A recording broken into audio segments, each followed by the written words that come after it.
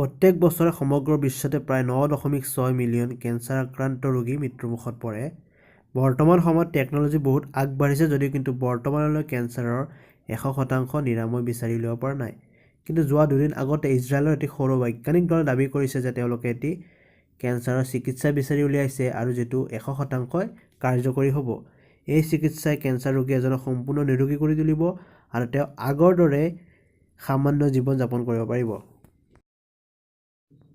এই ক্ৰান্তিকাৰী কেঞ্চাৰৰ চিকিৎসাৰ নাম হৈছে মোটেটো, যিটো এক্সিলাৰেটেড ইভলিউশ্যন বায়'টেকন'লজি লিমিটেড চমুকৈ AEBI নামেৰে গৱেষণাগাৰ এটাত তৈয়াৰ কৰা হৈছে।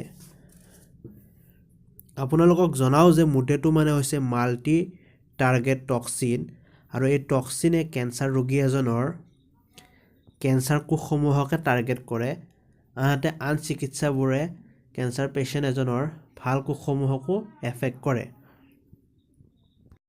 AEBIৰ CEO ডক্টৰ ইলান মোৰাদে দাবী কৰিছে যে এই মোটেটো চিকিৎসা সেই কেঞ্চাৰসমূহতো সফল হ'ব য'ত আন চিকিৎসাসমূহ বিফল হয়।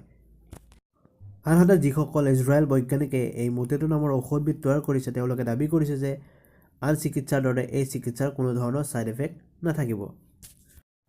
তেওঁলোকে ইতিমধ্যে এই চিকিৎসা নিগনিৰ ওপৰত প্ৰয়োগ কৰিছে আৰু 100% সফল হৈছে। আৰু এই বছৰতে তেওঁলোকে মানুহৰ ওপৰত প্ৰয়োগ কৰিব আৰু তেওঁলোকে দাবী কৰিছে যে ই মানুহৰ ক্ষেত্ৰতো 100% কাৰ্যকৰী হ'ব। গতিকে আমিও আশা কৰিছোঁ যে তেওঁলোকে সফল হওক আৰু এই মোটেটো তেওঁলোকে সমগ্ৰ মানৱ জাতিৰ বাবে এটা বৰদান হিচাপে উপহাৰ দিয়ক। গতিকে ভিডিঅ'টো যদি ভাল পাইছে তেনেহ'লে লাইক কৰিব আৰু চেনেলটো ছাবস্ক্ৰাইব কৰিবলৈ নাপাহৰিব। ধন্যবাদ।